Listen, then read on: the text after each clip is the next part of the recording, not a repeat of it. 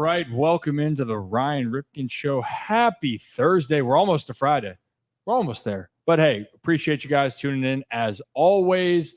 And let's talk about what is on the docket for this episode of the show. Well, we will dive in around Major League Baseball and the state of the Orioles. There has been some moves, new manager in Chicago. What else has happened? Some questionable umpiring that went out there in LA and in Toronto. We will talk about the Orioles' recent series here and just kind of the state of the Orioles, from Coby Mayo to Anthony Santander to a young Jackson Holliday who has just made history in the American League. Football is right here, and we are talking a little bit around the NFL, a couple notes, but a lot of this is going to be around baseball. But we'll kick off the show as well talking about, essentially, what else is going on that we think you guys should know about. We are going to have more people in the room with us, but they are trying to get here. So let's talk with someone that's behind the scenes, and that is Mr. Rocco DeSangro. Rock, how we doing, man? What's up, Rye? How's everyone doing in the chat? Hope everyone's having a great Thursday, and hope the Thursday continues to get better. So I just crushed a Wawa burrito. I'm feeling pretty good myself, so let's get after it. Well, I'm afraid for your bathroom experience later on, but I know those things are dangerously good. Oh, and one more thing I wanted to mention. We're having Kyle Berger, who covers down in Tampa Bay, sports anchor and reporter. The Orioles are heading to Tampa next. So he's going to talk a little bit of insight there. And he gets to do a really cool series down there, Rock. Catching Rays specifically is something that he does. Yeah. So it's pretty cool. He literally has a catch with Rays players, I think, before the games or during practices and whatnot. So he's got to know those guys pretty well down there. He has pretty solid insight. I've known Kyle through my time in Alabama. So great guy, hard worker, one of the best in the business. And he's going to definitely provide some great insight on the Rays and everything you need to know Tampa Bay down there. Tampa Bay. You remember when Tom Brady was down there and everyone was calling it Tampa Bay or Tampa Brady, one of the two, but always good stuff, always good people, good food. There's one of the guys. He's finally here. He's got his buttons up on his polo shirt. That is Kevin Ostreicher. So that is the beautiful part of it. But real quickly, before we dive into some of the baseball, I have seen some remarks in the chats. Rocco, right? The USA and Serbia are playing basketball currently at this moment. Yeah, Serbia's taking it to USA right now. It's 41-25. Steph Curry has 17 points. LeBron with 3. Kevin Durant has a goose egg right now, so they're going to need him to step it up in the second half. Jokic and Bogdan Bogdanovic, it's hard to pronounce his name sometimes. They're right now, they have 18 points combined. So it's like by committee right now with Serbia. So hopefully USA can turn it around and advance to that gold medal game. And if they do, they will take on Wemby and France. So that should be a really good matchup there. Yeah, doesn't it? It's always an expectation that the USA men's team, it's just it's a foregone conclusion that they're going to get there, right, to the finals. Yeah. But I'll tell you what, I mean, Jokic, no joke. I mean, Kevin can write you a book on just the love for Jokic and the Denver Nuggets, but that will be for a different time. We'll have updates on that, but that's not why we're specifically here. But the Olympics, it's great. It only happens once every 4 years, and I want to kind of dive into it more. I still think the peak was back when another Baltimore native, Michael Phelps, was out there trying to set some world records. Shout out Katie Ledecky, by the way, being, I think, the most decorated women's Olympian in the United States history, if I'm not mistaken. So that's great. And actually, now we have Zach's in studio here before we get our guest coming on. Zach, how are we? Doing well. I know Kevin is secretly rooting for Serbia right now because of Jokic. No, if it's not U.S., it's Serbia. That's my.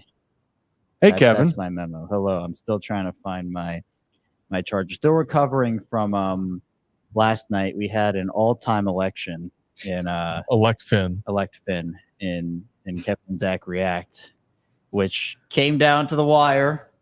5-minute poll with 1 minute time for extra votes. So you added that part? No, that was the original plan, because I did a poll for 4 names, and I said that's a 5-minute poll with 1 minute for extra votes, and then I said, all right, we're doing a poll for the 2 because there wasn't enough conclusive evidence, and so I said 5-minute poll, with 1 minute for extra votes again. And now I'm getting another fish, apparently. So that was the solution. Okay. Yeah. We're not going to relive this entire thing, but there was an election for fish last night, Rocco. And there is going to be a new fish, 2 new fishes on the Kevin and Zach React, our other show here on the Ryan Ripken Media Network. So, guys, why don't we, because we have our guest only for a short amount of time, the Orioles are going to finish up their series against Toronto this evening, but then they head on down to Tampa Bay to take on the divisional rival in the Rays, a place where for a while the Orioles had a tough time winning. Things changed a little bit last year. The Orioles are now sitting tied atop the American League, but that's not really what we care about. But Rocco, why don't you make this connection because of your connection with our future guest? All right. Well, Kyle, I just texted him and told him we were going to bring him on at 3:45, but I guess he's going to come on like 5 minutes early. Kyle, if you're cool with that. But Kyle Berger, great guy. Have nothing but great things to say about him through our time in Alabama. He worked in Birmingham. I was in Dothan and Huntsville, did a fantastic job there. And then got a job down in Tampa covering the Lightning, covering the Rays. I think he's covered a Stanley Cup. I think he's covered a World Series. And then obviously he got to cover a Super Bowl with Tom Brady down there in Tampa Bay. So bring Kyle on. Let's talk, say nothing but nice things about him. We promise, because that's all we can say about Kyle. So without further ado, let's bring on Kyle Berger. Kyle Berger, everybody. Hey, I think I covered 3 Stanley Cup finals. 3. Oh, wow. The Lightning went to 3 in a row. Unbelievable, man. Our mistake. So out of curiosity then, so do people still call Tampa Bay Tampa Bay? Or Tampa Brady? One now because Baker. So first it was just regular Tampa Bay when everything was losing. Then it became Champa Bay. I guess it became Tampa Bay first, then Champa Bay whenever the Rays went to the World Series, the Lightning won the Cup, and then the Bucks won the Super Bowl. So it was Champa Bay for a time, Tampa Bay when he first signed. People are still calling it Champa Bay, which drives me nuts because we haven't won anything in a couple of years now. It's Champa Bay is done. Just call it Tampa Bay for now. Okay. See, now we got it. We are one with the locals down there in Tampa Bay. And actually, I'm planning on trying to go down for that Ravens-Bucks Monday night football game for a different time, though.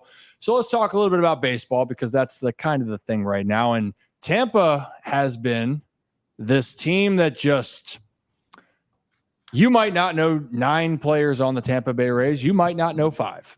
But they just continue to battle, except for this year. Kyle, it seems like even as competitive as they are, whether it was injuries before the season to this team, them making moves for the future, it doesn't have that same Tampa, I guess, expectation that it has over the last 3 or 4 years at this part of the season. Yeah, well, you mentioned people may know 9 or 5 players. You probably know less since they traded 9 players in July.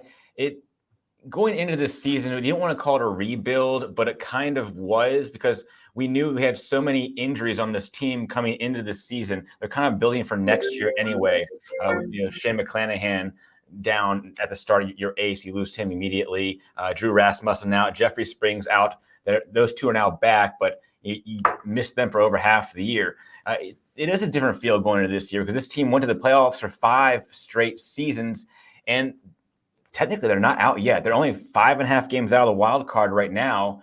There's still a shot. We still have Seattle and Boston ahead of them, but it's a different vibe with this team. The biggest thing is they have so much trouble hitting.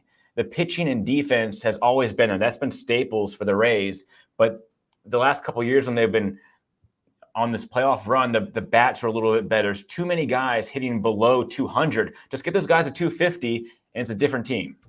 Yeah, I think that's the part of it, right, where there was just a little bit of downplaying in general for Tampa. I mean, Randy Arozarena earlier in the year, a guy that was the all-star, kind of the face of the World Baseball Classic too, and again, great player, really rough start.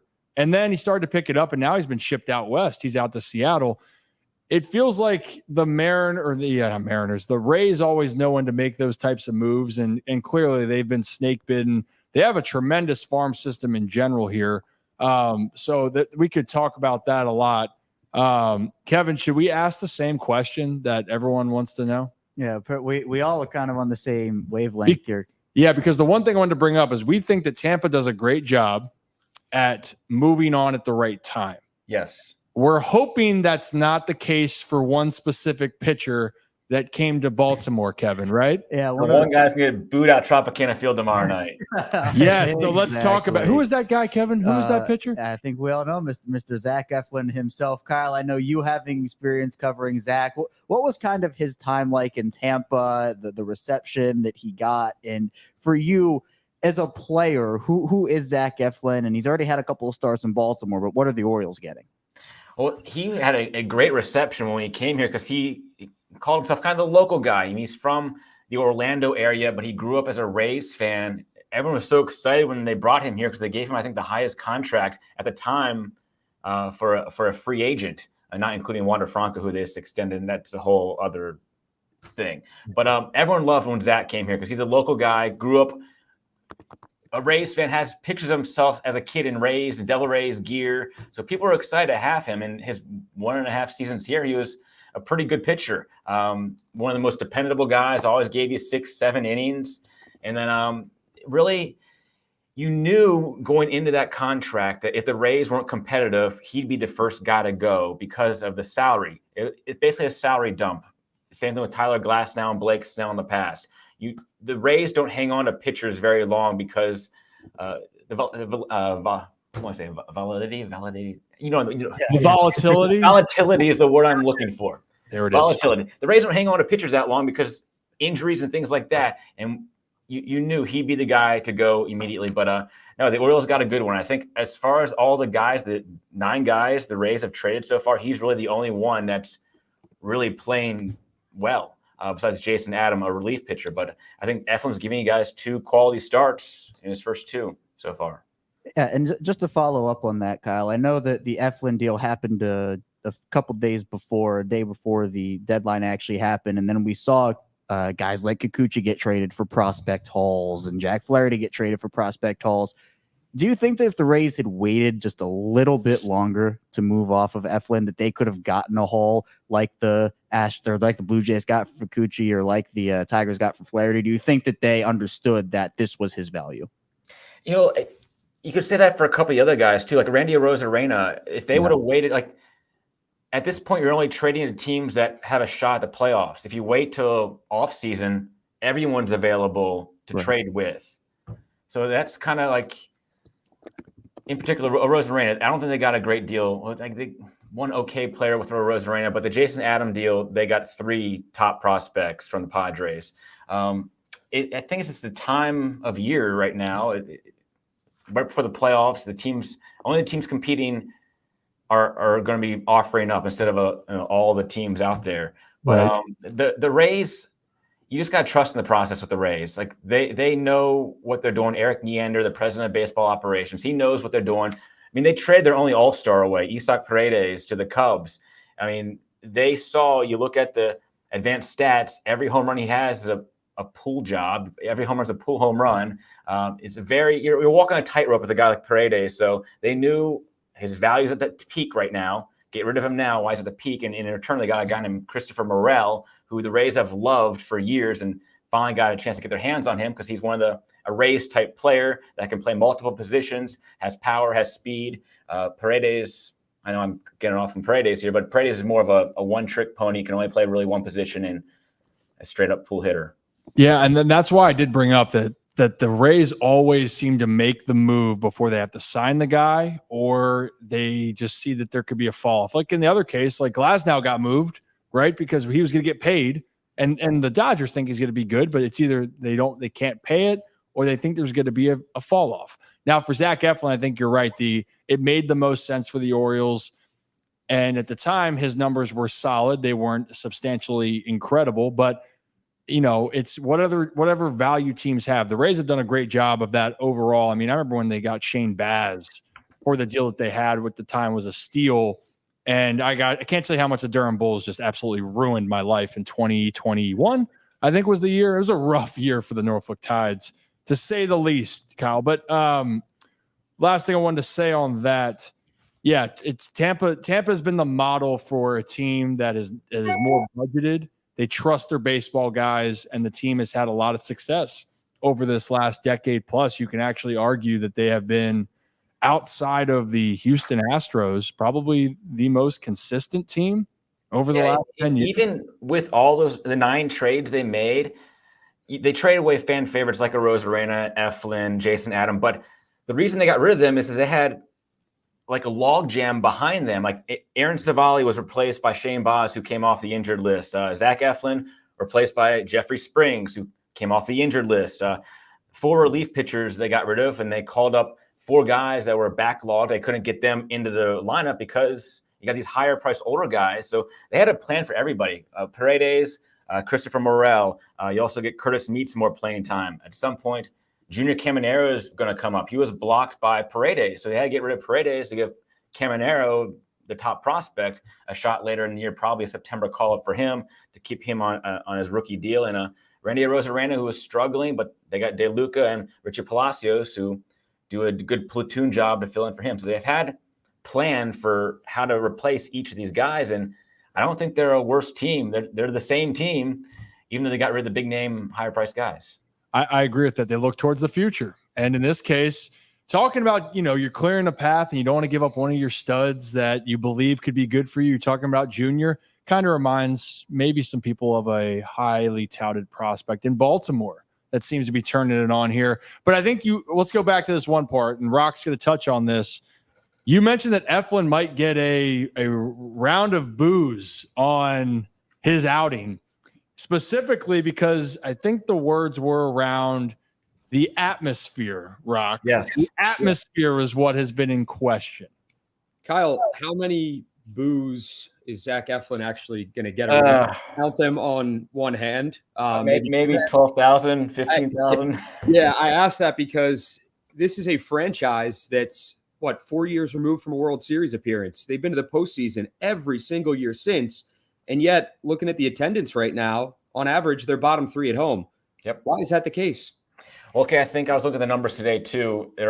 I think Baltimore averages about 12 to 13,000 more per game, something in that ballpark. But speaking of ballpark, that's the reason why it's in St. Petersburg. I mean, I live in a suburb of Tampa, and it takes me 45 minutes without traffic to get to the stadium. And you look at where they're going to build this new stadium for 2028. You're going to have a spike for the first couple of years, I think. But then once people get used to it, it might flatten back out. But you look around where they're building the stadium in Pinellas County and St. Pete. Around it, it's all water. So the only thing around it's fish. And unless you build it in Tampa where you had actual population. But it's being built in Tampa, St. Pete. It's going to be a beautiful new stadium. It's going to seat 30,000. So it's going to be a much smaller, intimate stadium. But yeah, that's another thing with these moves they're making to save money, because as much as they win anyway, no one really goes to see the team. As far as TV viewership, they're in the top 13% as people watch them on Bally Sports. People watch the team, but they don't physically go to the game. So no matter what the Rays do, as much as they win and how good they are, how fun they are, it's hard for them to still get people in the seats. Yeah, I mean, I feel like every Florida team has an issue with this. I mean, also the Miami is a different. That whatever that's going on over there, it's not been good. But for Tampa, you're right. It is a team that's good, but the location is pretty stunning when you think about this. Is not they're not the Tampa Bay Rays. They are the St. Petersburg Rays, and traffic down in that area, and also the stadium could be a little bit better. I'm just no knock to it, but there are some better options out there. So it'll be curious to see. A couple more questions because we know we're going to get you out of here. Also, one more thing on that, like the Tampa Bay Lightning, who play in downtown Tampa, they have an 18,000 seat arena. They've sold out 500 plus straight games. Wow. You put in downtown, everyone goes to Lightning games. But I know it's 18,000, but they've sold out every game. Everyone loves the Lightning. One of my good family friends growing up, huge Lightning guy. He lives in St. Pete, and he will drive to Tampa each time to watch the Lightning. And it helped when they just were unbelievable for so many years. But again, so of the Rays, there was an update on a Ray, though, I believe. A Ray that you just mentioned earlier. Zach, do you know who I'm referring to? Yeah, Shane McClanahan. Boom. Yeah, so Kyle, can you kind of give us a little bit of an update? Because obviously we all know when Shane is healthy and he's on, he's a top 3 pitcher in baseball. So yes. Where does he kind of stand in his recovery, and update on that? Okay, as far you said, there's a recent update today. I just think in general on him. 2 days ago, I think they said he was thrown from the mound. Oh yeah. Okay. Yeah. Okay.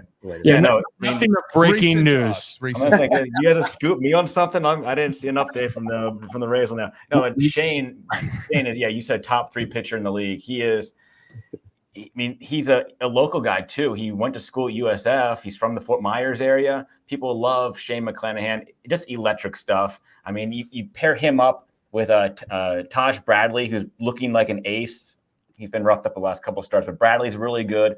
Ryan Pepio, who they got in the Glasnow trade, and then you add in Springs and Rasmussen. This could be anchored by McClanahan, maybe the top pitching staff in the league next season. So the Rays have a lot to look forward to next season. Plus, they have all this draft capital they got from all these trades. Lots of they bulked up their minor league system. So if they're contenders next year with that pitching staff, they can make a lot of deals to get some bats. They've freed up a lot of salary cap space. So everyone's excited for next year when McClanahan's back. This pitching staff's it's gonna be elite next year. They just need guys to hit from 200 to 250, and they should be pretty good. They need guys to do that, and they need pitchers to stay healthy. But don't tell Baltimore fans that, because it feels like every single day someone is going on the IL, Kyle. I didn't know if you noticed, but yesterday the Orioles just put 2 more on the IL. Grayson Rodriguez, Jacob Webb, John Means is already out. Tyler Wells is already out.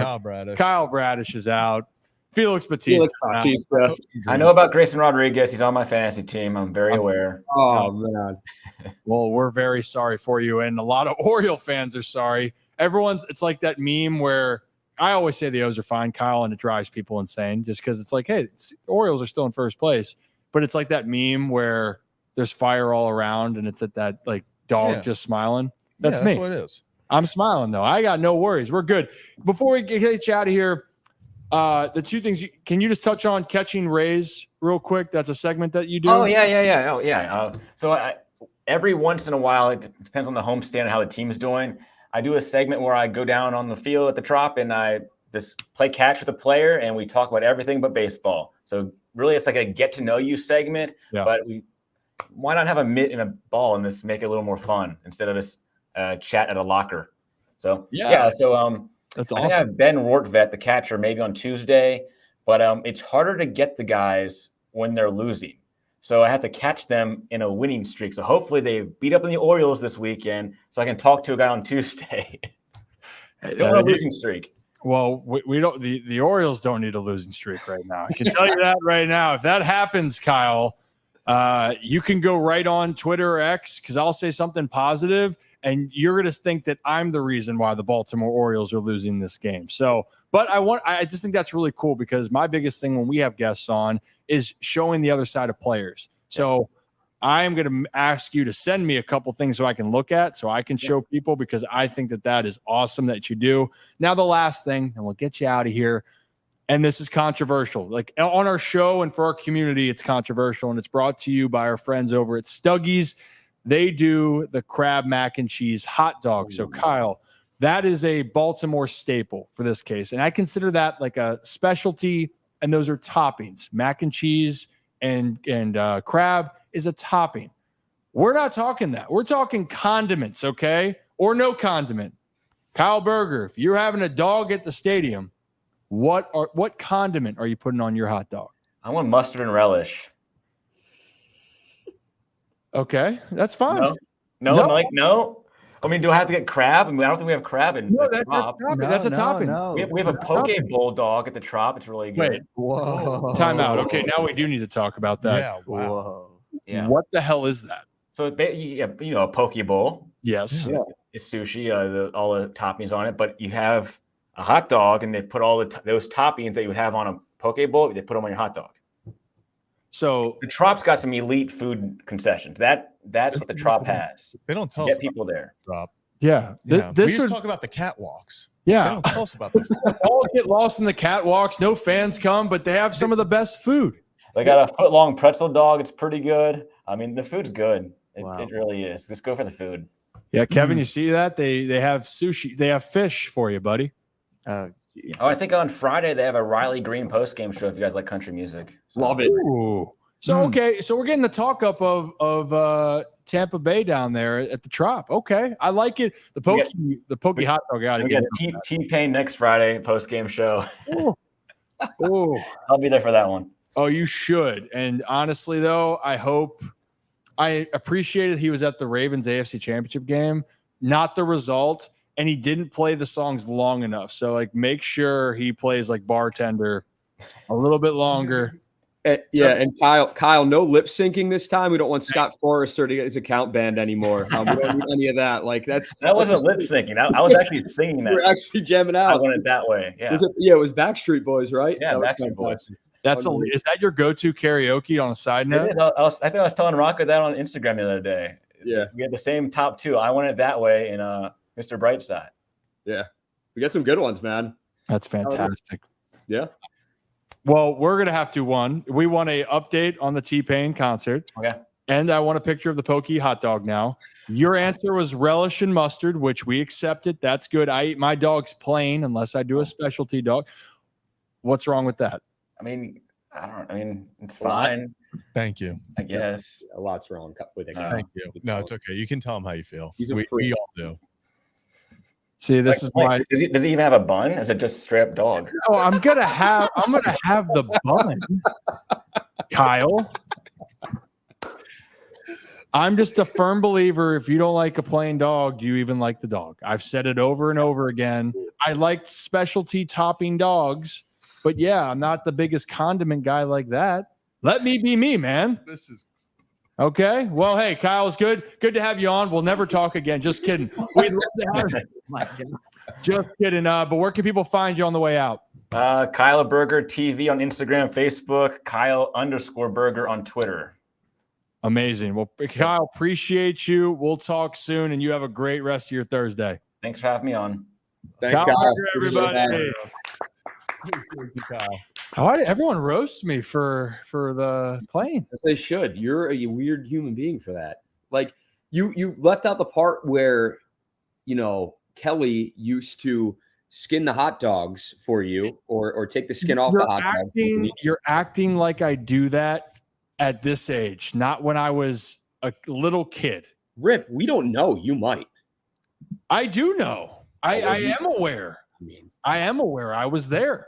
I was there, just like some people weren't aware of Kevin's fish, but that's for a different time here. But if you're new to the channel, hit that like and subscribe button. That was Kyle Burger, sports anchor and reporter down in Tampa, who, guys, I learned a lot more about concessions at Trop. I learned a lot more than about also how he feels of the talent that they have. Tampa's a really well-run organization. They're going to continue to compete. They're going to be a thorn in a lot of teams this year. It's an uphill battle for them to make the playoffs, but they still could.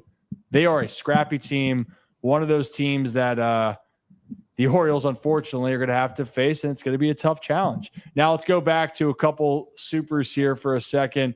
Victoria, thank you for Kevin's new fish. Let's go. Hey, appreciate you, Birch Victoria. fish coming in soon. I don't know when yet. Birch fish. Fish. I did see Tom say he would donate 20 if I could name a T-Pain song, and I did buy you a drink. But also an underrated club banger, Booty Work. I'm just saying. How's that go? It's a song. Let me see. Says that as every button on his polo is buttoned up to the top of his neck. No, he's got one off. Wow. Yeah. And there it is. Let's go. I am a T-Pain enthusiast. I am a T-Pain. He actually came and performed at Eloy when I was there. I'm assuming you won. And you were just getting buck wild to Booty Work. Oh man, it's funny because you can't realize Kevin's name in our Discord is Waka Flocka Boy, so he's a big rap. Now there we go. There we go, Kevin. Yeah, there's the button down. Okay. Whoa. There you go. Heel cinnamon. Well, again, if you're new to the channel, hit that like and subscribe button. This is the Ryan Ripken Show. We do it live with the whole crew here every Monday and Thursday. We want to do more of the lives of the actual Ryan Ripken Show when we can, but that's going to grow as we get into football season and as we continue to grow as a whole. So these donations here, and Justin and Victoria, I didn't forget you guys earlier. Thank you guys for the gifted memberships. It's amazing as always. appreciate you. Kevin, Appreciate clap. it. I'm going. And Justin, thank you again as always. Really, really appreciate it. Thank you, Kevin. Appreciate you, Justin. All of that, Appreciate essentially everything that we're doing, it's going right back into the studio. And I mean, fellas, we just bought the bar, Kevin. Zach told me on the way up. I haven't seen it yet. You haven't seen it either. Kevin, like the bar's not physically. It's not physically like here. what it looks like. I mean, you'll see it when you see it. Can I see it after? I'll show you a photo of it. Can I see a photo? Rip What? said the bar has been raised. The bar has been raised. Literally, the bar might be taller than Kevin. That might be a new segment. Yeah, I'm actually the king of dad jokes here, Rocco. So let's. No, well, Okay. we should make it like isn't it something they do in like Ireland or in Europe where you have to be like taller than the bar to drink? That should be the rule of the Ryan Ripken Show. It could be. It could, but we will address that as it goes. But again, all these donations and the joining the memberships, which is right next to if you're on the homepage of the YouTube channel or you're even watching the video right now, you click join. You can be a good kid. You can be a Holy Shirts and Pants member.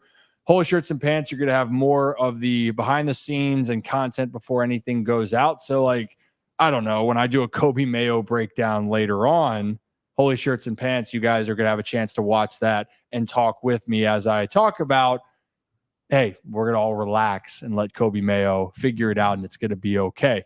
And the other part as well, we are on the audio side, Spotify and Apple.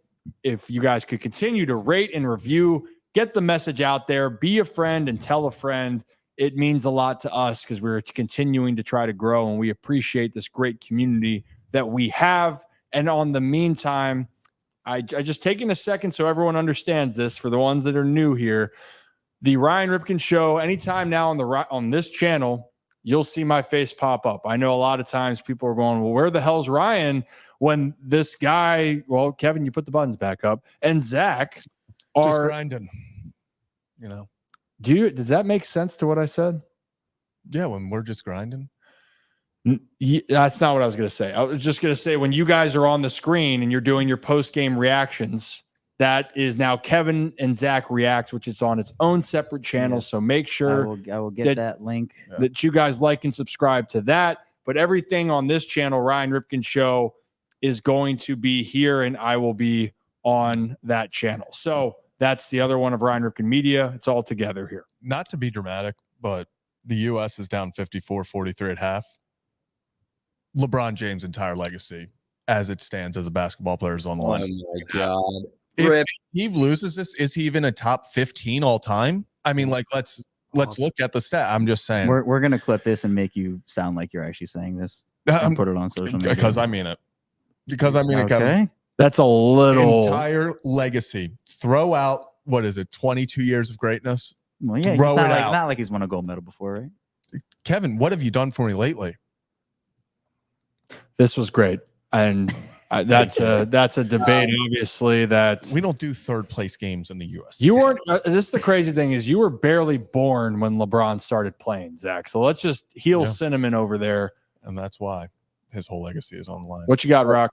Just continue to push everyone to your Instagram page too. We're putting out a lot of reels on there at Ryan Ripken on Instagram.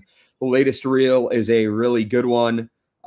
It's with Bill Ripken and talking about that number 7 with Ryan and what it means to not only the Ripken family, but the Holliday family now and how the legacy of Cal Sr. lives on through that number. So really cool stuff. Great interview. The full one with Uncle Bill, you can watch up on YouTube on the Ryan Ripken Show channel. And give Ryan a follow on Instagram. You'll see a lot of great content there too.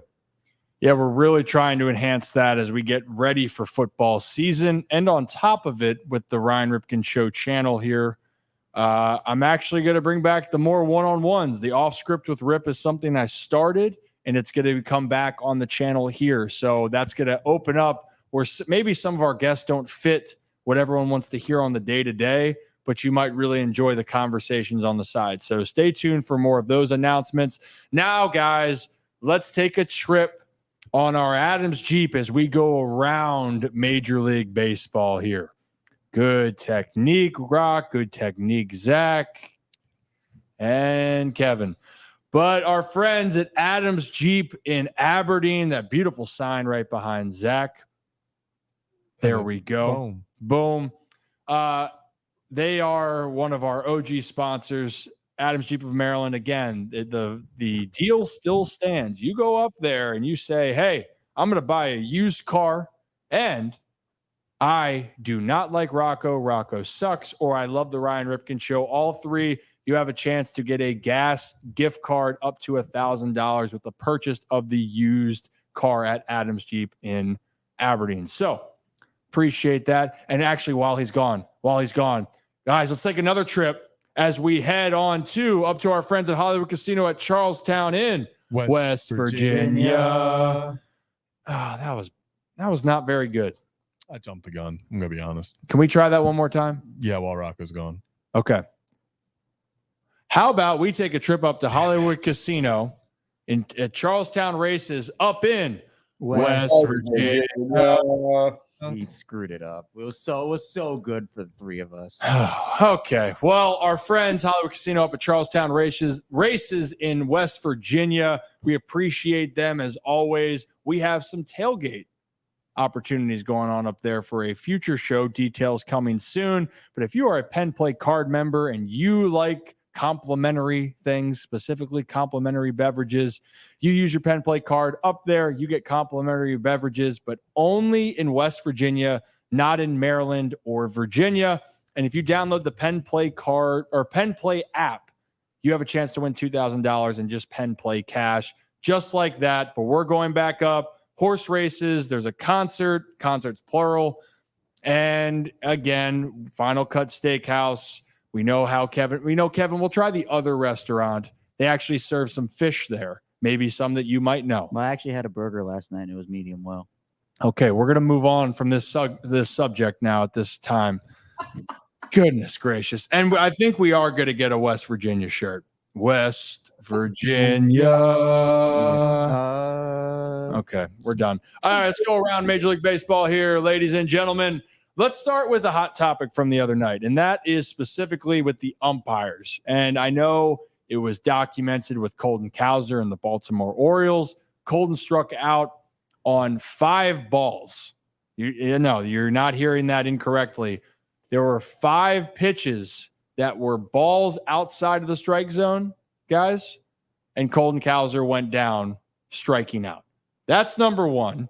And now that's pushing to people about the robot umpires. We need a better system. And I tell people it's hard to be an umpire. They're supposed to be better, but 5 straight, not strikes. And then everyone, I think the funniest moment of it all, Zach, is people thought that Brandon Hyde wasn't sticking up for his guys. Hyde got tossed on that at bat, correct? Yeah, he did get tossed. He got tossed halfway through that at bat, and then the ump rewarded Colton Cowser by just expanding the strike zone even more, which I do want to point out. I forget his name, but he is, I think, 87th of 90. He's ranked 87th out of 90 umpires, the umpire behind the plate last night. No comment. So 87. My mom told me if I don't have anything nice to say, not to say anything at all. I don't think you always live up to that not at all, credo. But that umpire, talk about bad for baseball. Yeah, it was a tough moment, but Hyde got ejected. The Orioles were red hot. We'll get into the Orioles in the game and some of the players here in a moment, but let's continue on. Speaking of umpires as well, guys, I don't know if you saw that play in LA last night with the Dodgers and the Phillies, but there was a very, very, very questionable call. One that actually I still don't understand. Obstruction was called on a tag play at third base. And every single angle that I watched, do you have that video, Zach, by any chance? Can we pull that up? So here it is. We're going to take the sound off, or if you can mute it, Zach, if you can there. So you're going to see it. We're going to see the out at third base, but then the umpire is going to go, nope, obstruction. You blocked Bohm. That's Bohm, I believe, from sliding into third. And then when you watch this, obstruction, the rule is that you are preventing the runner from reaching the base. And I don't see anything that happens here. You can roll it where he prevented him from reaching the base. I don't know any other way. What differently you can do as a player. Poor Rojas. I mean, he did everything correct. This was a beautiful play all around. Obstruction. The ball beats him there by 4 feet. The only thing that was obstructed is maybe the umpire's view, and it was not a great angle that he had.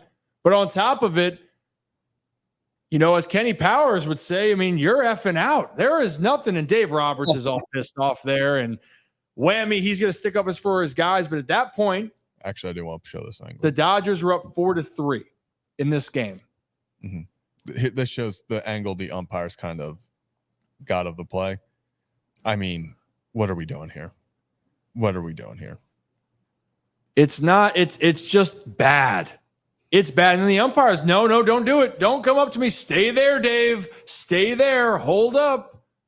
And Dave, you can guess what he said. He probably said a few words that I would say to Kevin when we can't find where the fish are. But in general here, this has become more of an issue. And in these games, look, umpires are going to make mistakes. No doubt about it. But clearly it is becoming more of a talking point. And we just want to point out, in this case, in this day and age, that was a pivotal moment. Phillies go on to win the game. Kyle Schwarber was unbelievable, not taking away anything that he did. But still, little things like that later in games, you don't want to see the umpire make the incorrect call. And it was not reviewable, Rock. That was the other part. It's not a reviewable call. That was kind of shades right there of Gunnar Henderson against the White Sox or the Royals, when got called for, interference went in the favor of the Orioles and they ended up winning the game in that. Remember on that pop fly in the infield?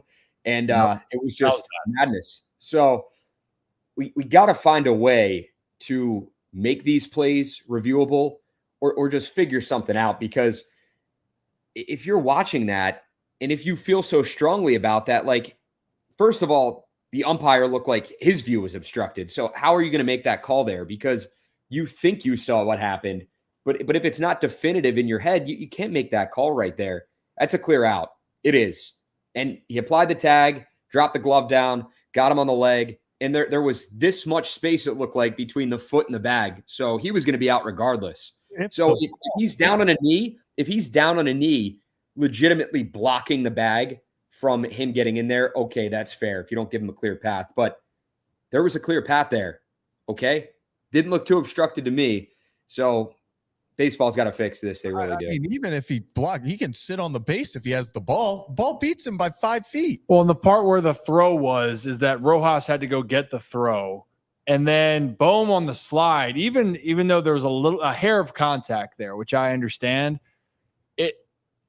Bohm is so far from the bag that I don't think even with a perfect slide where no one's there, he's going to get there and have a chance to be safe regardless. The official definition in Major League Baseball rulebook for obstruction is described as an act by a fielder who is not in possession of the ball, or wait for it, or in the process of fielding it that impedes the base runner. Is he not in the process of going to get one? He didn't impede anyone. Some would say when you're catching the ball, that's in the process of catching the ball. Yeah.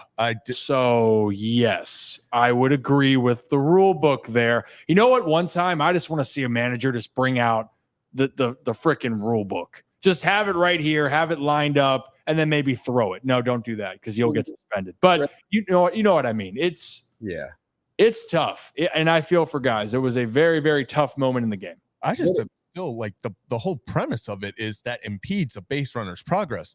Mm-hmm.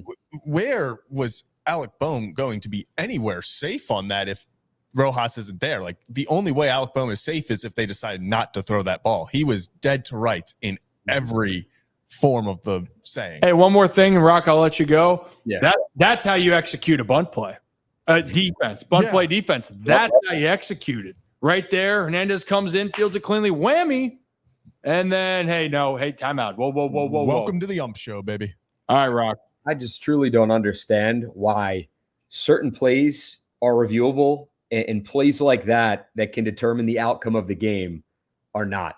That's a play that could be easily reviewed. It's a play you could look under and say, okay, he's got the ball, drops down the tag, got him on the leg. plain and simple. That's an out. We made the wrong call on the field. I just don't understand why we restrict certain plays being reviewed in Major League Baseball, especially when the stakes are high. These are two of the National League's best teams right now going at it. I know it's August, but one game of 162, that could very well determine who gets a wild card spot, who wins the division, this, that, and the other thing. I mean, that's what we're looking at in games like this. This is the second half of the season now. We're no longer in May or June anymore. This is August. So I will not going to do much, me saying this, but I will fight until the day I die to see plays like that get reviewed. So I really hope they do in the future.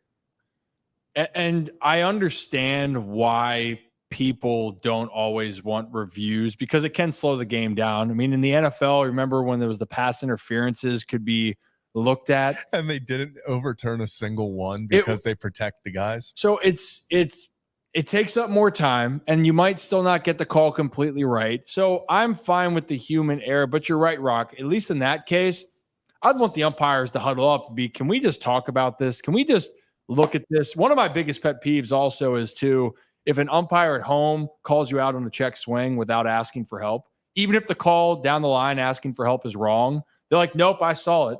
No, well, you have someone that has a better angle. He might be wrong too. Just ask for help. That's all you want, trying to get the call right. The call was not right there. And the Dodgers end up losing, and the Phillies got a much-needed win, a team that had been struggling as of late. Let's talk about a team that's been struggling, guys. Chicago White Sox, which I thought they were turning the corner. This is shocking news. The Chicago White Sox announced today that Pedro Grifol, has been dismissed as the club's manager. You lose one game. And this is how they react. And he is now out. He lost one game after winning a game. And before that, they lost 21 games. No one's keeping track of that. Nope. But we are keeping track of since he was hired on November 3rd, 2022. He led the White Sox to an 89 and 190 record over 1+ seasons at the helm, including a 28 and 89 record in 2024.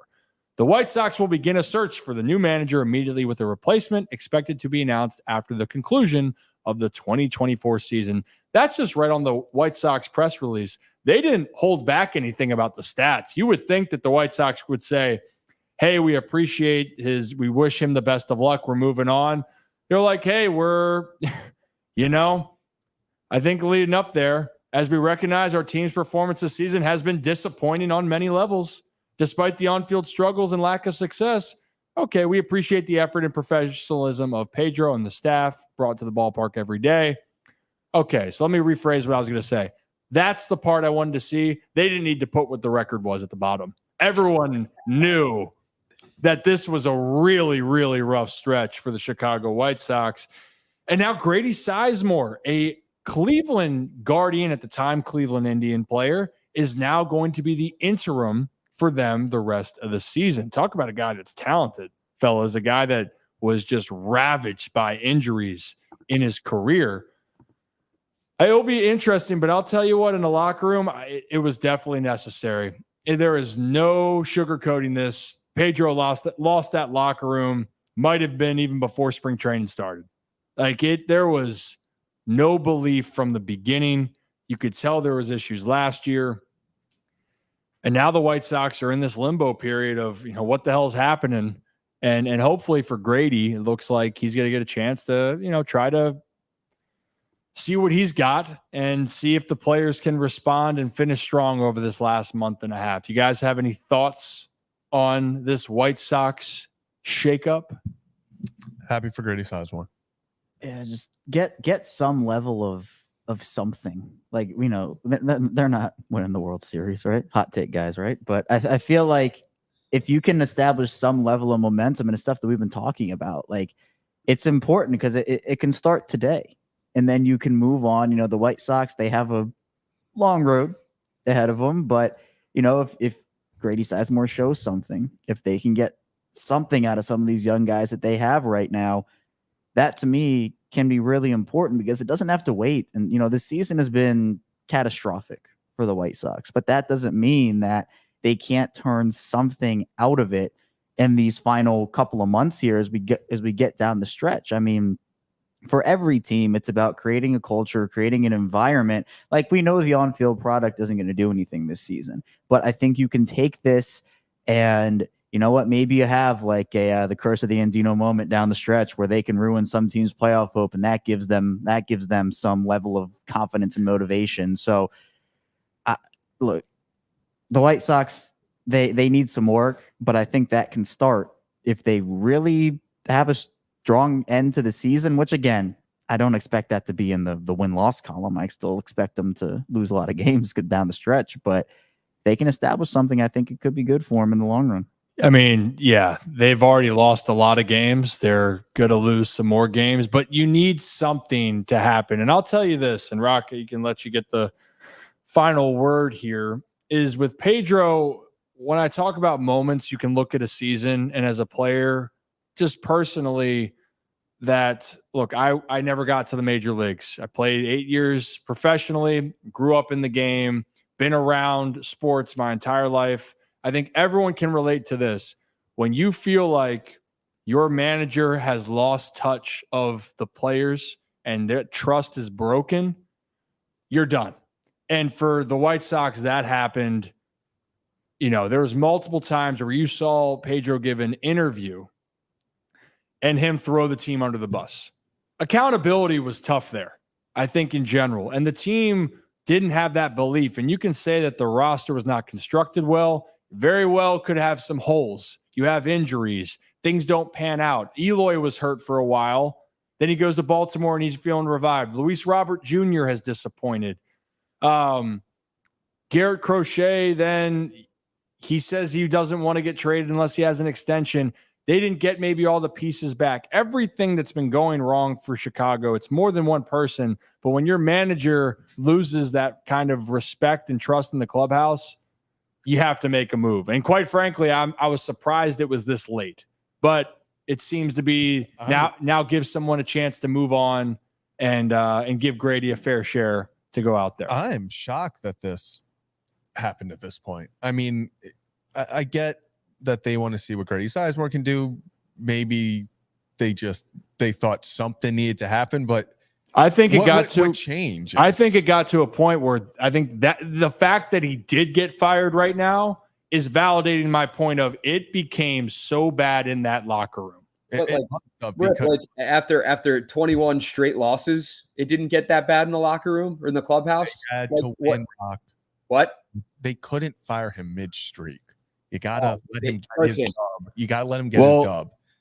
He made that bet. He had to lay in it. Okay, they weren't putting someone else in that situation. That was a team that was walking. They were the Walking Dead out there.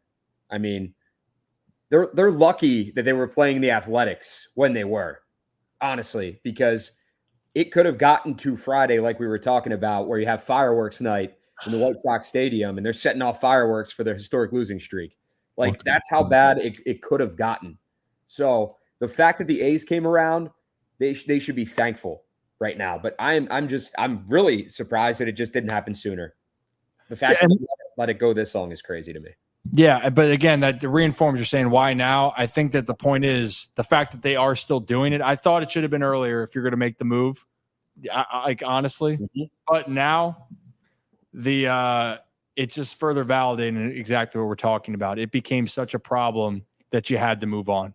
And again, I don't know Pedro personally. I like everything. You hope the best for people, but clearly actions are going to speak louder than words. And them making a move like this in this situation after this wasn't like a sour situation where you saw a team have success in the past. And the reason it gets brought up is like, I think of football with the Eagles. Eagles had Doug Peterson, and then you could tell there was friction going on. But Doug won a Super Bowl. The Eagles were a good team. They showed success. Things were going wrong there. They made a change. Chicago, nothing was going right for the last year and a half, almost 2 years. And that was very evident, especially so far this season. Has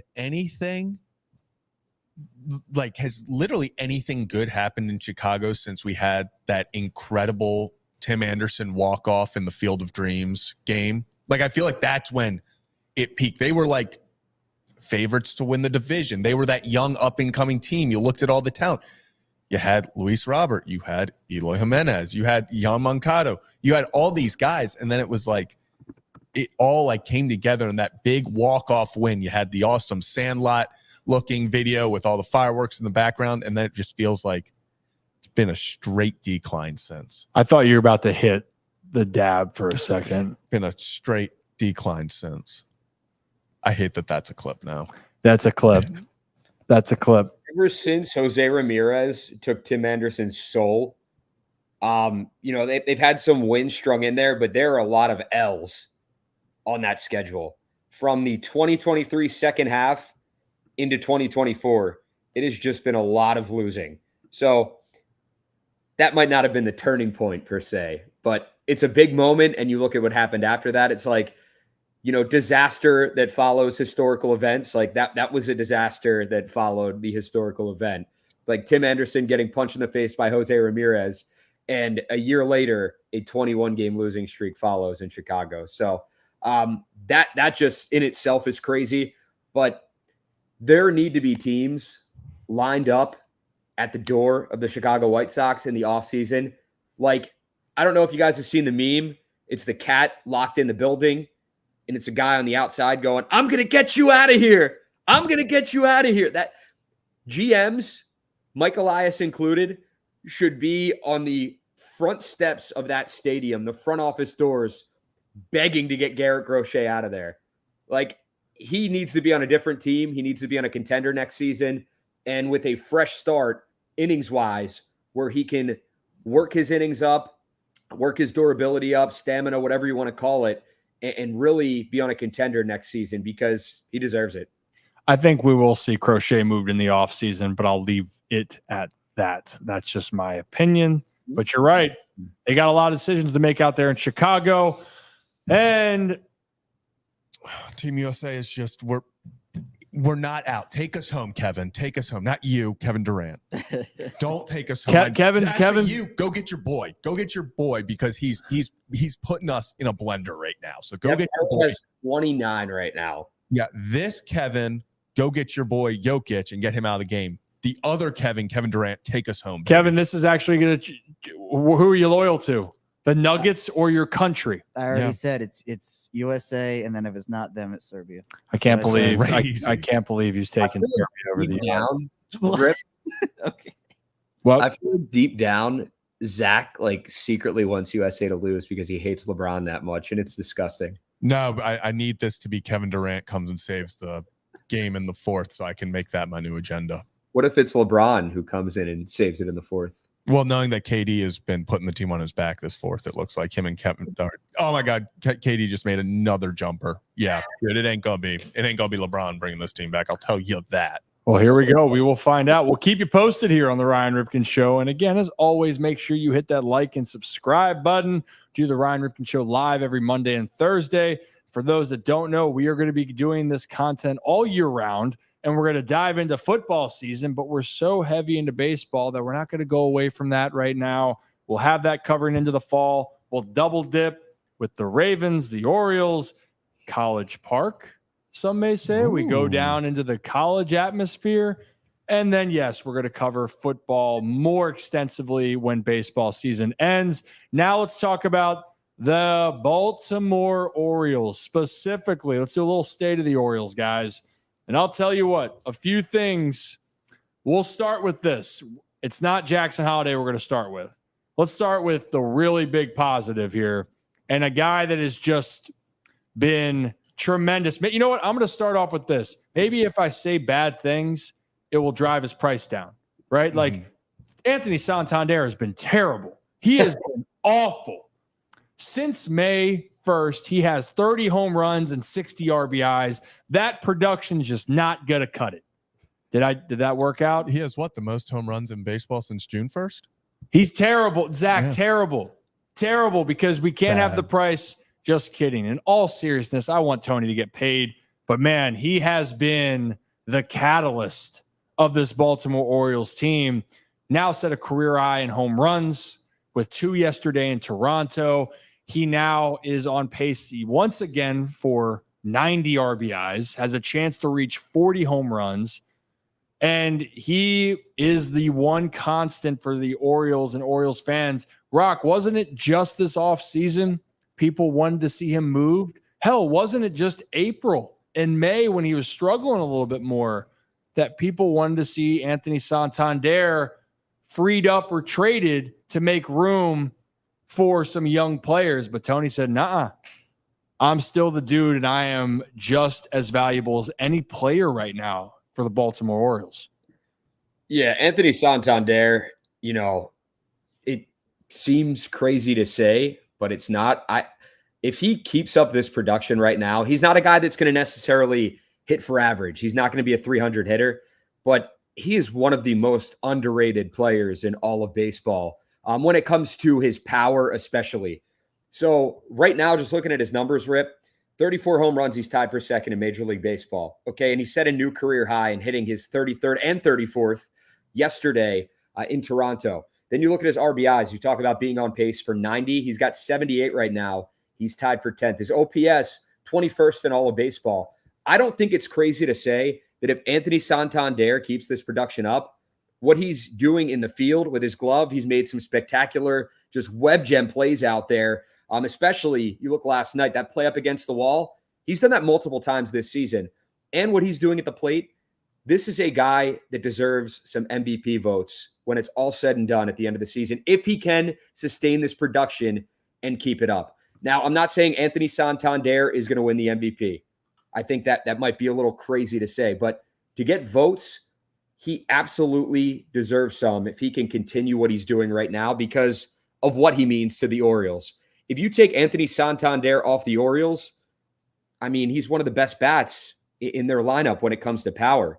So what this guy is doing, what this guy's capable of, and to be a former, Rule 5 pick, and he's doing this right now, it's incredible.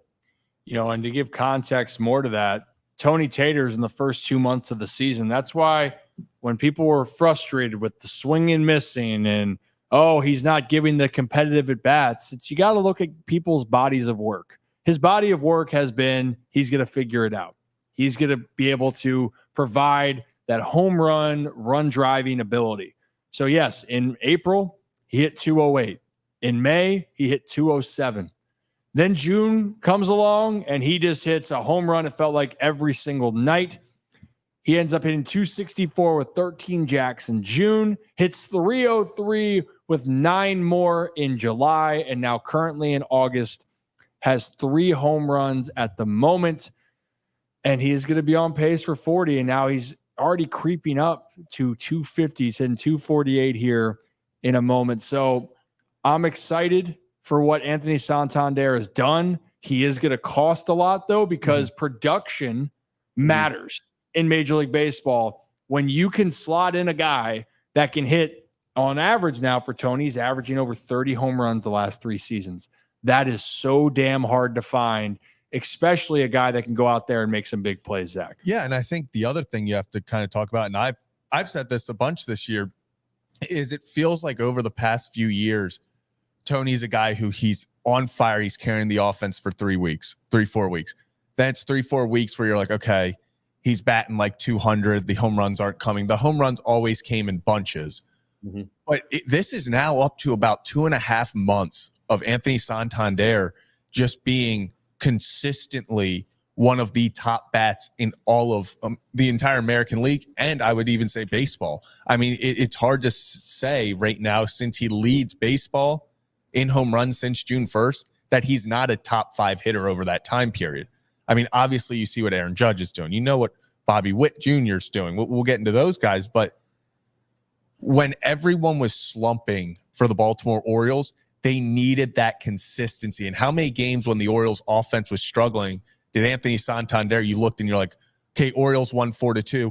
Oh, Tony had 3 of the 4 RBIs and a run scored. It just felt like at moments he legitimately was keeping this offense afloat when some of the bigger guys, the Gunnars, the Adleys, were kind of going through slumps and these, bruises throughout. Well, and here's the thing, too. And I thought this year maybe Gunnar was going to challenge Santander for the leading guy in these offensive categories, right? But Tony Tater's now, he's leading the team in RBIs. He's got 9 up on Gunnar. He's got 78. He's got the most home runs on the team, now 5 up on Gunnar. Now, Gunnar can get red hot. We've seen it. But this just goes to show you the value of it. And the Orioles have a very, very deep and consistent team, right? Very, very talented roster offensively. But guys have different roles. Tony's role for this team, hey, we need you in a big spot. Can you come through? Yes. Can you give us the RBI opportunity? Yes. Can you go out there and make some plays sometimes where we're scratching our heads or we're nervous? Yes. Tony's checking all those boxes. And as we are finding out, it is so hard to find a replicate performer for that. So that's fun to watch. I'm excited. Let's go back to the next topic. And I know as we're going, Serbia apparently is up 2 in this. Yeah, up to the US did tie at 84-84, but it is currently 84-86 Serbia. Just kidding. Steph Curry for the lead. LeBron James to get the defensive rebound to lead to that, but I will not give him credit. So right now, how much time's LeBron. left in the game? 2 minutes, 10 seconds. How can you not be romantic? I just threw it on right now. Gotta go to the TV. Okay, Rock. We'll see you later. Oh, I'm sitting here, but we're good. Sorry. So many memes ready for if they come back. So I guess we'll see what happens here. The USA, it's on the line here. Oh, another. We're up 3. This team, man. This team. It's so interesting to me when players are playing for their actual countries, especially players of different countries to the United States. It feels like that there's like a superhuman to them. Where I think, what was it? There's a guy on France. Was it Evan Fournier or something like that? Mm-hmm. Yep. Just turned into I don't know. You could say he was a Steph Curry, or he just could not be stopped when he played for France. But in the NBA, it was a completely different story. But that's what it brings out in you. The Olympics, man. The Olympics. So again, if you're new to the channel, hit that like and subscribe button. I'm sure we'll get an update here in a second. They're up 5 with 1:41 left. Team USA, baby. USA, baby. USA, they need it. You know what's also been needed, Kevin? Kevin, you're not allowed to celebrate this, by the way. I literally said, You mean when you said, and I quote, I hate Team USA basketball, go Serbia? Yeah, we remember. You want to find me a clip on that? I don't know. It was the same thing when you said it was a 5-minute runoff with 1 extra added minute. Those were the rules. Those were the rules. Whose rules, Kevin?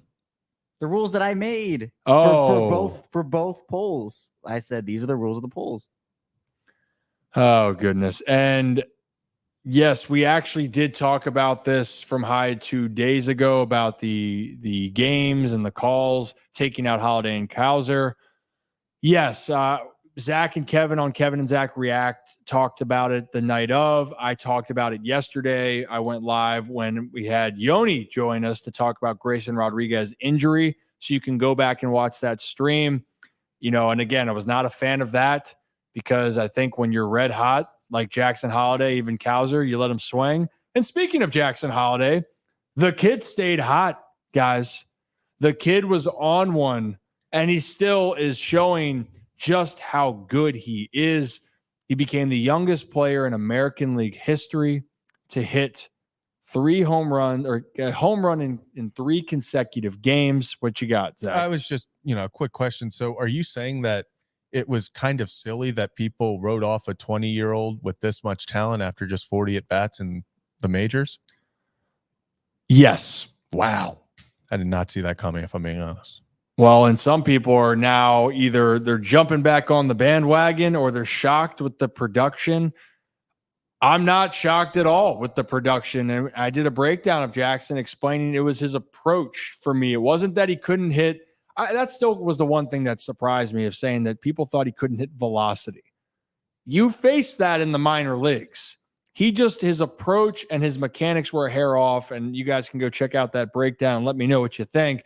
But Jackson Holliday, what was even more special in this moment, besides obviously he had the grand slam, that was the welcome back to the bigs. That was the stress reliever and the relaxation.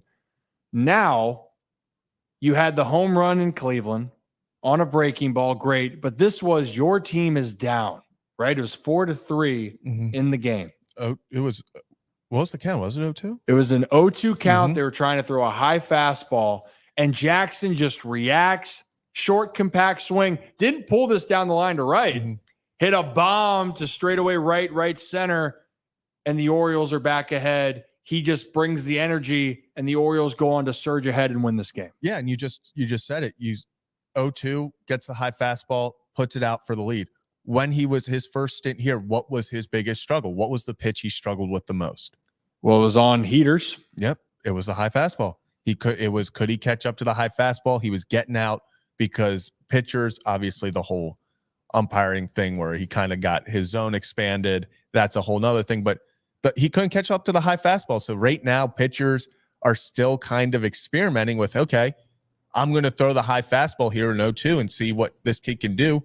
It's the second time we've seen him with 2 strikes, get the high fastball, and next thing you know, it's sitting in the bleachers. And the part to it, again, this was not a velocity issue. And people said he went back down, and he got right going back down. And the biggest thing for me was more internally. It was relaxing. It was the mental side where you could tell it was things were speeding up and he was pulling off the baseball a ton. And again, I'm not preaching with the breakdown, but you can see it had nothing to do with his actual skill set. It had to do with his approach and being able to stay on the baseball longer. Because in this case, Jackson Holliday now is hitting the ball to all parts of the field, and he is dangerous at any time, at any count. And that's why, I said it before, I can believe, but I was very disappointed that Jackson Holliday was pinch hit for, because he is locked in. He is locked in. And right now, you can argue he's the hottest hitter on the team right now, maybe minus Eloy Jimenez. But Jackson Holliday's here to stay, and he's here to make a lasting impact for a while. Kevin, any thoughts over there? I know we've talked about it so much. Yeah, it just feels like with everything that this team has done. I mean, think about it. Like a week ago, guys, like before the trade, I guess it's more than a week ago now, but this is a completely different team in terms of some of the guys they've brought in, including Jackson Holliday. And the time that he came up, it's a hot topic. We've talked about it a lot, but this is a different player than we saw. It was never a talent issue, but then you also have guys contributing like Eloy Jimenez, who has been awesome. You have guys like Austin Slater still getting the job done. I mean, this has never been a talent issue with the entire Orioles team. It's just been about consistency. And for Jackson, it was just about getting his feet wet. It didn't go the way that he wanted at first. He struggled. He went back down. And I mean, that's the same thing we're kind of seeing with Coby now. Is like Coby Mayo is a guy that is talented. We've seen him perform. But again, that jump from the minor leagues to the major leagues, it can be very difficult. I mean, you say it all the time, Ryan, and I'll say it again. Baseball's hard for everybody. It's in some way, shape, or form. And so again, I mean, if you're throwing in the towel on Coby Mayo now, were you throwing it in on Jackson Holliday, and how did that work out for you? So I think it's the same conversation where this is not a talent issue for some of these guys, especially some of the younger players. It's just a matter of them getting their feet under them at the highest level there is of baseball. Yeah, and get ready for the baseball is hard shirt. We're going to have it in bold. I'm telling you, a shirt that would numbers is baseball hard, the O's are fine. Boom. Well, I want to answer Kevin's question. If you were out on Jackson Holliday early on in his career, you probably are out on Coby Mayo right now. So you need to reassess your fandom, I would say, if you are, because it's been a trend of O's prospects coming up and just struggling. It's, no secret this happens because, like you guys said, baseball is hard. It's one of the toughest games to play in the world. And you go from AAA when you're succeeding to a level where everyone is at the top of their game. They're no longer in AAA. They are the best of the best of the best. That 1%, I don't even know if that's doing it justice right there, Rip, and saying 1%, because it's such a small percentage of how many people reach the bigs and are able to get there. So Coby Mayo is going to figure it out. I have no doubts. Now, whether or not he struggles for a bit and then gets sent back down, I don't know, because we didn't think that was going to happen with Jackson.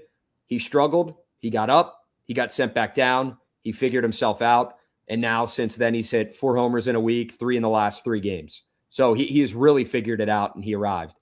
I'm not sure if Coby Mayo is going to need that, but if he does, no big deal. It's better that he got brought up now than after September 1st, because if he does get sent down, what is it, August 8th right now, he's got time to figure it out and potentially come back up and help this team in a postseason run.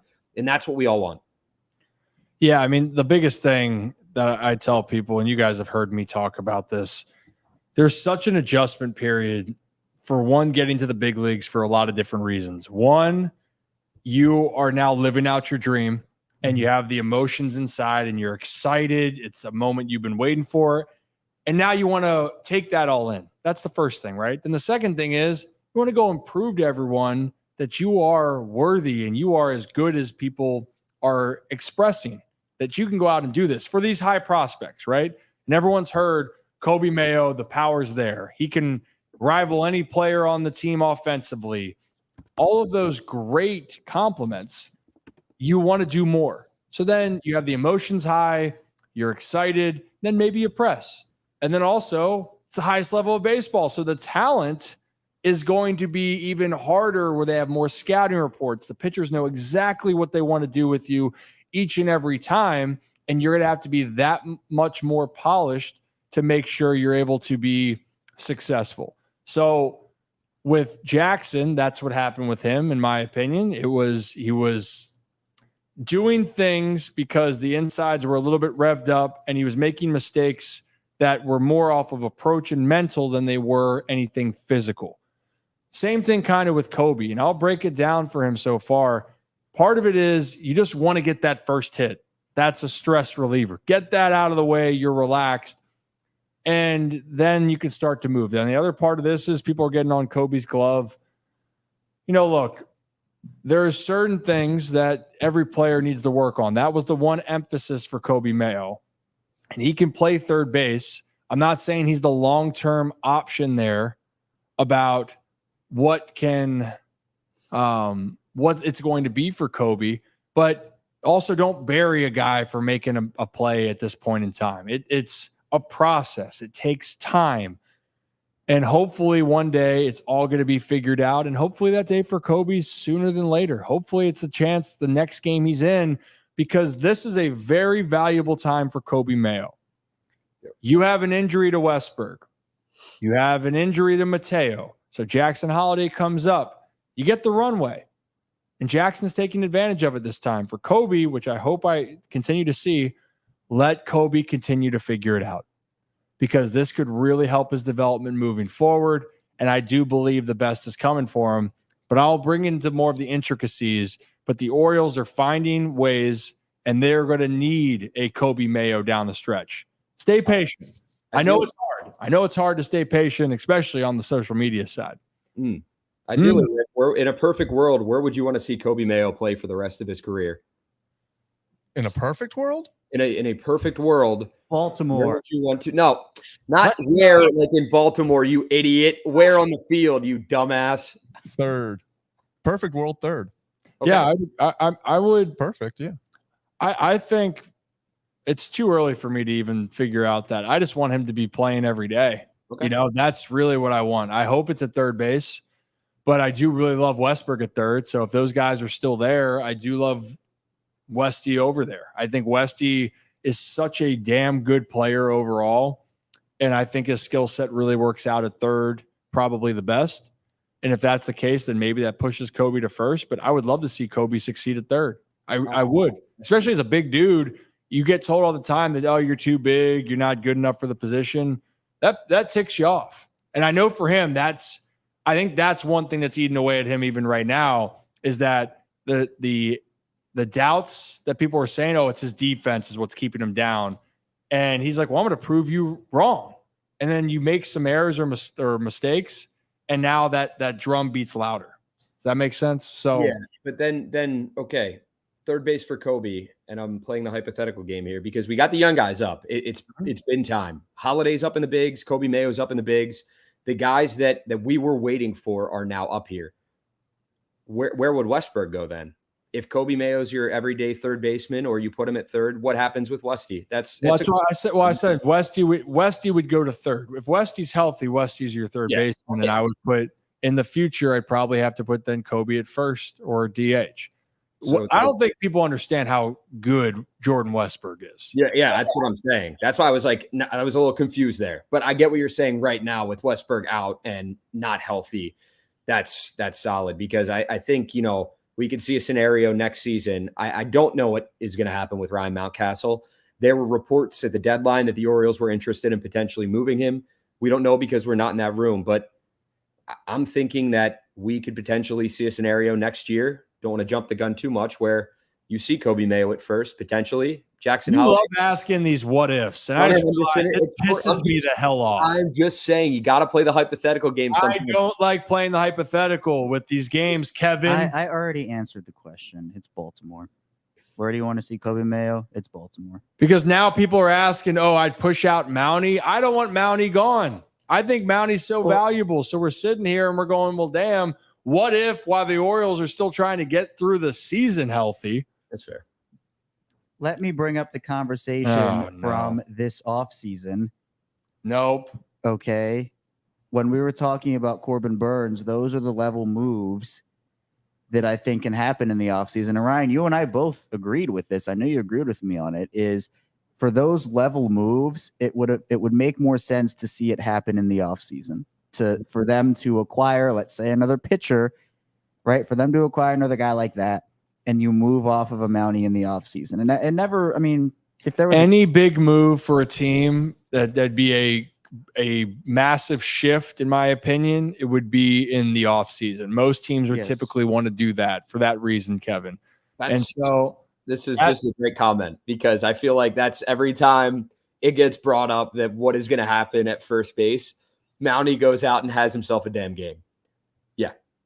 He's a fantastic player. I'm playing the what if game because it doesn't matter right now because and quite frankly, the Orioles are going to go with the guys that they have trust in and veteran guys. So Coby has to work up his way into that discussion. So Ryan Mountcastle and Ryan O'Hearn and all these other players. Yeah, you want those guys in your lineup. That's no knock to Coby. He hasn't proven it. Those guys have proven it. So, but what I'm saying is this is a extremely valuable time for Coby Mayo because if he can get over this curve and quickly, and the Orioles need help in the postseason, and Jordan Westburg isn't back, that is something that is ultimately going to extremely be valuable to the team. But the future is still very, very bright for Coby Mayo. So everyone, I'll have a breakdown with you guys soon.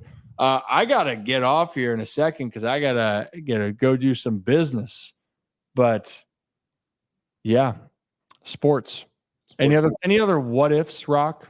No. When can I bring up those what if questions? Is there like a date? Because would have won. What if Serbia would have won? I guess we'll never know. It's incredible though that like LeBron at 40. Steph at 36, KD at 35, 36. It was literally the three oldest guys on the team just willed that team to all right, win. So I guess we'll see LeBron back at 44. They all better return because we got to just keep running it back. Well, and plus it's in the U.S. in 2028. So that'd be electric. He's going to be on the team. He's either going to be on the team or he's coaching. What do you want, Rock? Just give me a date when I can bring up the hypotheticals again, and I'll put a timer in my phone and my calendar just to piss you off. Okay, thank you for that, Zach. I appreciate that. He was getting hypothetically, if I didn't take him off the screen, it could have gotten ugly. Yep. One thing we just wanted to touch on because we're getting closer to football on the door out. Or as we are heading on the door out for this show, make sure you hit that like and subscribe button. And football, the Ravens are going to have their first preseason game upcoming. We are going to talk a lot more with the Ravens and the NFL and a Ryan Ripken Show fantasy football experience for our Holy Shirts and Pants members and another league for the Ryan Ripken Show contestants in general. So stay tuned for an announcement. We'll have that on the next show. Really excited, everyone. And I can't wait to get diving into football, man. If you guys have loved the baseball coverage, buckle up. We have a lot more in store here in the rest of 2024 and beyond. So we appreciate you guys as always. I think it's time to Cue the music. Go. Oh. Oh. Get together. As always, here at the Ryan Ripken Show, glasses are there. We go. As always, here at the Ryan Ripken Show, appreciate you guys. As always, have a day, have a night. Enjoy your weekend. Enjoy the Orioles Rays series, and we will see you guys next time for another edition of the Ryan Ripken Show. Peace.